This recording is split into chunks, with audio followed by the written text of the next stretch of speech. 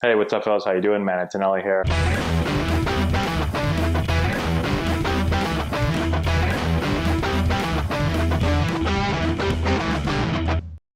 Hey, what's going on, guys? How we doing? Matt Antonelli here. We're talking today about how to get my upper body ready to hit. You hear a bunch of different things from a lot of different coaches and players. And so I want to talk about what is the way to get this upper body ready to hit. What do I want to do? What am I thinking? What's my thought process? You hear a bunch of things. You hear some people say that they've got to push their hands back, right? You hear some people say, walk away from your hands. You hear some people say, don't do anything with your hands, right? Just stride out. You hear some people say, leave your hands back. You hear all these different things, right? And I want to go through them all today and talk about what I think. How do I think that you get your upper body ready to hit? Let's start with what I believe, and then I'm going to talk about some of the things I see and some of the things I hear and why I think that they could cause some issues. So when I'm trying to get my upper body ready to hit, I'm really thinking about two things. And we've talked a lot about feeling like I'm going to get my hips coiled.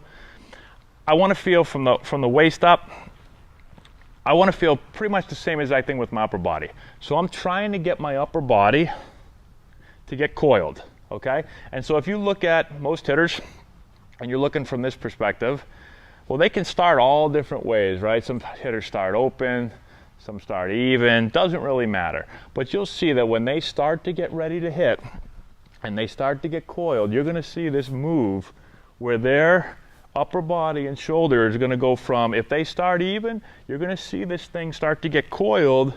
And it's going to be pointing slightly to the right of the pitcher for a right-handed hitter and slightly to the left of the pitcher for a left-handed hitter, okay? So they're getting their upper body from here up. I'm getting this coiled, okay? Now I'm also thinking about, I call it getting pulled back. I don't want to push back. I feel when I'm doing this like I'm pulling back. Okay, so my rear elbow for a righty, it's your right hand. For a lefty, it's your left hand. That elbow gets behind my hand right here. So I coil and I'm pulling back. Elbow behind my hand.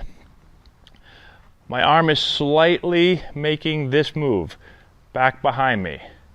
I feel it back here. It's not tense, it's not aggressive, right? But I feel it. So I'm coiling and I'm pulling back. Elbow behind my hands, like I'm setting up. The feeling is almost like I'm setting up to throw a punch into a punching bag. If you think about like real aggressively, like if you were gonna start like a lawnmower, right? It's not that aggressive, but the idea of my elbow and my arm working back this way, and I'm using my back to do it. I'm not just kind of flopping my arm back here. I can feel it working right back here, right down the back side, this back right side of my back. And as a lefty, it's going to be back here. It's a little bit higher than that, but I'm not flexible enough to point it out to you, okay? But it's on the rear back side that you're going to feel it. Really feel it with the back and this arm working that way, okay? And I want to do this for a couple reasons. For one, it's going to allow my swing to not be dominated by my upper body. So if I don't coil and pull back, right? If I don't do that, well, my upper body has a tendency to want to start going forward early.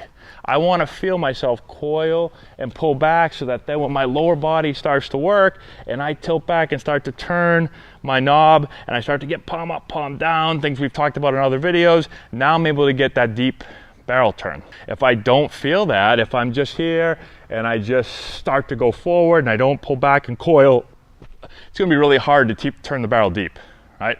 Everything's going to want to kind of go out front this way. So I've got to pull it back. The other thing is, as I'm striding out, when I start to coil and pull back, it also helps me stay back a bit. Right? So if I don't have that, if I'm just here and I just start going, again, I feel like I want to get going forward a bit too much.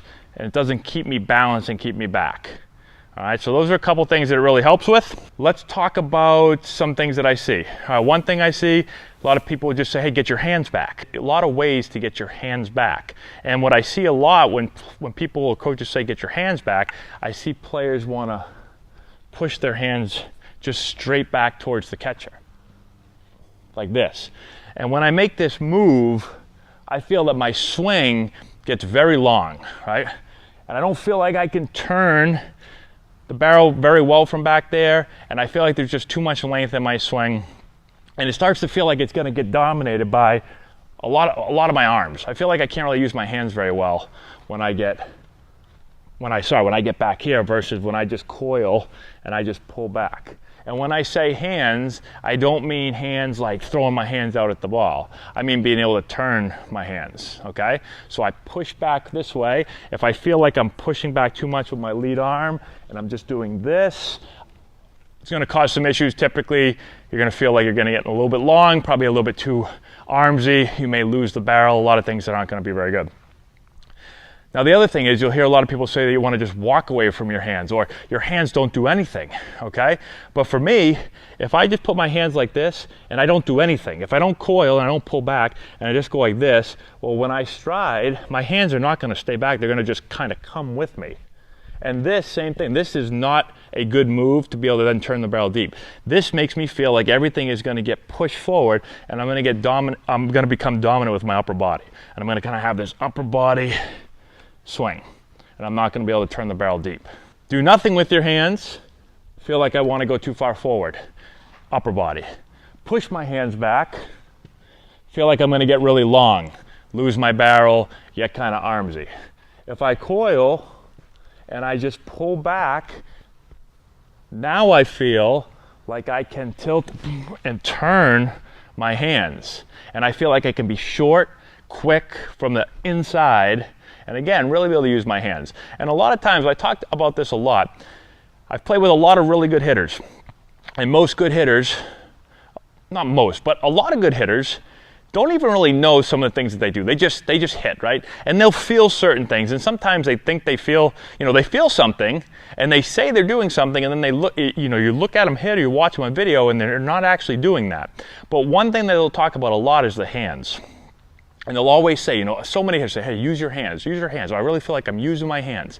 What exactly does that mean? Again, I think a lot of hitters aren't even sure what they mean. A lot of hitters will actually show you that they're kind of just doing that.